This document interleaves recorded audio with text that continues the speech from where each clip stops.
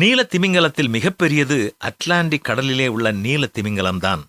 70 அடி முதல் 100 அடி வரை நீளமானதாக அது இருக்கும். அவற்றின் எடை 33 யானைகளின் எடைக்கு சமம். 1,20,000 கிலோ. அவற்றின் இதயம் ஒரு சிறிய காரின் அளவானது. ஒரு நாளைக்கு 8,000 கிலோ கிரில் வகை மீனை உண்ணும். இதனுடைய குரல் தான் உலகத்திலேயே அதிக சப்தம் வாய்ந்தது.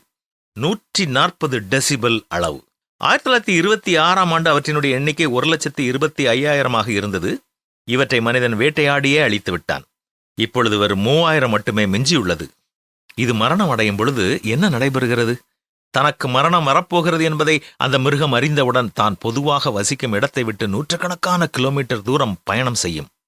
கடைசி முறையாக தன்னுடைய முழு பலத்தையும் கூட்டி மேலே எழும்பி குதித்து அப்படியே மரித்து போய்விடும்.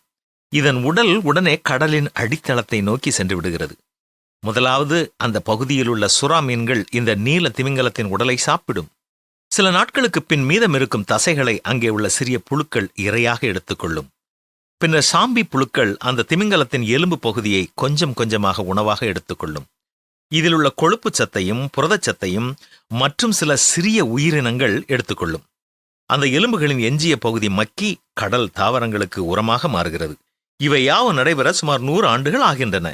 இந்த நீல திமிங்கலம் மரித்த பின்னும் 43 வகையான பிராணிகளுக்கு மற்றும் ஆயிரக்கணக்கான நுண்ணுயிர்களுக்கு உணவாகிறது. இவை யாவும் நமக்கு வெளிப்படுத்துவது என்ன?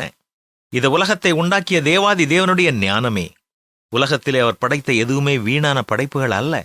அத்தனை படைப்புகளுக்கும் ஒரு அர்த்தம், ஒரு நோக்கம் இருக்கிறது. இயற்கையின் ஒவ்வொரு பகுதியுமே தேவாதி தேவனுடைய மகத்துவமான ஞானத்தை வெளிப்படுத்துகிறது.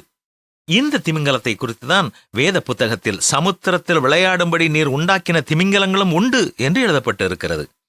திமிங்கலங்களுக்கு மட்டுமல்ல, தேவன் படைத்த மனுக்குலத்திற்கும் ஒரு மகிமையான திட்டத்தையும் நோக்கத்தையும் தேவன் வைத்திருக்கிறார்.